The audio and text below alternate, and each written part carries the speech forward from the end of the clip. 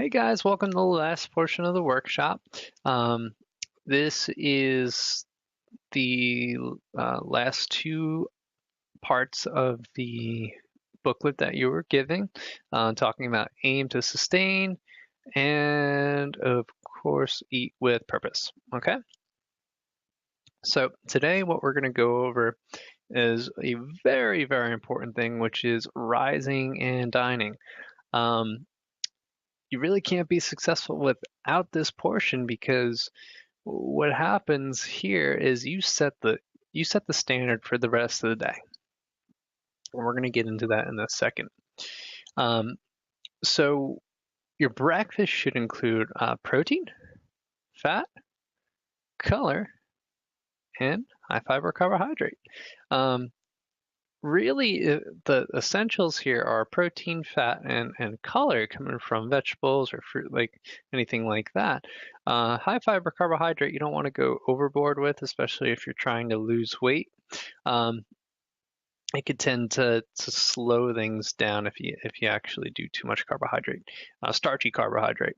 Um, now, here's the thing, and no matter how you look at it, it's the way your body's built, it's your physiology. Um, you look at this, and poorly fueled means we're not eating breakfast as soon as we wake up. As soon as we wake up, our bodies go into alert mode. Your organs turn on. Your muscles become more active, so they demand more energy very, very fast. And on top of that, your body is already fasting from the night. So when that happens, your body's already in breakdown mode. Your blood sugar is low, and you have to actually get that back up to normal levels. So, say we do skip breakfast, we're going to follow this line. We skipped breakfast, and all of a sudden we actually get hungry at lunch. Usually we overeat or we eat something bad because our bodies are craving fat, sugar, salt, all that good stuff. That bad stuff that's good for you. And then our blood sugar spikes, comes and it takes a while to come back down. That's why you probably won't get till hungry till later at night around dinner time, or you might not even be hungry at dinner time. And then you're going to go through that spike again and it's going to come back down. So eating less is not a good thing. We need to put quality ingredients coming from here: protein, fats, color, high fiber, carbohydrate, and building on top of a strong base in the morning. So if we follow here, this is optimally fueled. 7 a.m. comes along. We wake up and we have something to eat right away, a nice solid breakfast. We have a bump in blood sugar and it comes back down. Luckily, we snack, goes through, snack again, mini meal, and you can see this nice wave through here. And this is energy levels that are sustainable. Okay, they keep you even throughout the day. Usually, someone coming from a poorly fueled type diet who's not eating breakfast in the morning needs caffeine. Needs caffeine throughout the day to go ahead and actually get through the day. So it's so important. And one of the most overlooked things that you can do to hit your goals is to rise and dine. Make sure you're getting some fuel, good fuel, in your morning routine. Now, creating an even spread. This is going to go hand in hand with rising and dining because your 7 a.m. spike of blood sugar happens here when you eat breakfast, but you don't want to crash. You don't want to come down to this flat line here. Okay. So what we want to do is we want to have some nice grab and go snacks ready to go, or easy prep snacks ready to go. Okay. So everything on this list gives you great items just to snack on in between your meals. And we'll just use the typical breakfast, lunch, and dinner. So we need, in between breakfast and lunch, we need an AM snack, and we need, between lunch and dinner, a PM snack. And believe it or not, you can go ahead and actually, after dinner, have another snack as long as you're awake. Typically, you don't want to eat too late at night, but if you're up for some reason and you need to be up, you still need to be fueling. You just want to make sure you're fueling with good grab-and-go snacks or easy prep snacks. Okay? Staying hydrated. We talked about this during the um, the pre-workout, during the workout, and post-workout, how important it is to hydrate. But even throughout the day, so important to stay hydrated. It increases productivity, reduces stress, regulates appetite, improves concentration, and regulates temperature. So if we're going to go ahead and actually gauge how hydrated we are, basically you have to go to the bathroom. So if you're in this area and your urine's this color, that means you're hydrated. It's perfect. When you start to get into that darker yellow or even into the brown, that's a sign of dehydration, or you're already dehydrated. And if you're ever into this zone here, you should go see your doctor. Okay, this is something where it's serious and you need to go ahead and have that looked at. Now, to maintain hydration, by drinking water, drinking 1.5 to 1 ounce of fluid per body per pound per of body weight per day. Blah blah blah. So an example here is you're going to take your body weight, divide it by 2, and that gives you an average amount of how much fluid you should be taking in per day. Now, it's a good way to go put a number behind it, but just go by this chart here and you should be okay. If you're taking any supplements or anything like that and your urine stays this color, that means that the vitamins and minerals are actually passing through you. You just want to make sure that eventually you do still get into this hydrated area. So just be aware of that. And if you have any questions on that, please ask me, or also consult your doctor. Okay. Eating with purpose. So lots of things come up. We're in situations where we have to make the best choice.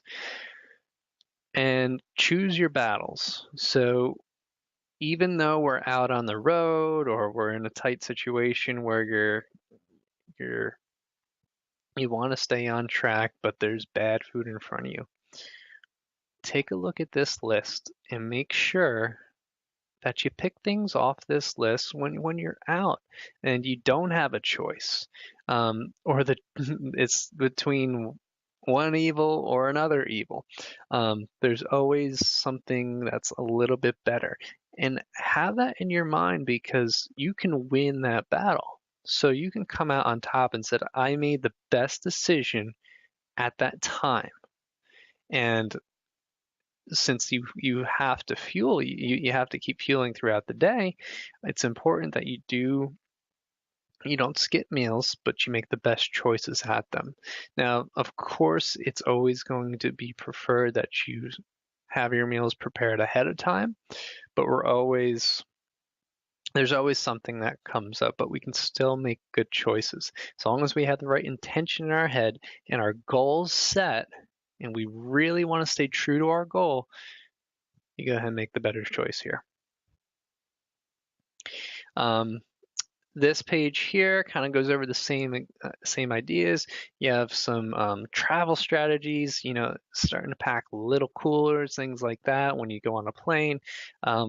Just some fuel, good fuel, high octane fuel, to carry with you to make sure that you do stay on track. Okay, so the next portion here we're going to go over is eating with purpose and eating together often. When we typically eat, especially in this career-driven world where time is money, we tend to skip over how important it is to eat together and actually slow down and take a minute to to actually enjoy food. And my suggestion here is don't eat food at your desk. Okay, let work be work. I know this might be a little bit hard to get around, but it will pay off in the end because we, as a human race right now, we tend to live in the moment and we only look at that moment as the most important part. Yes, the moments are important, but we want to look at the big picture. And the big picture is if, as long as you're watching this video, you have some interest in bettering your habits, bettering yourself. So the suggestion here is take some time to eat away from everything else and actually eat with other people so you can show people that you're going towards a goal, but also you're going to influence other people of what you're eating and how you're eating. So it's so powerful, and it develops such a good community that there's no turning back from it. And you take that 15 minutes, that 20 minutes to actually go ahead and eat your food, enjoy it, and then you come back to whatever you were doing.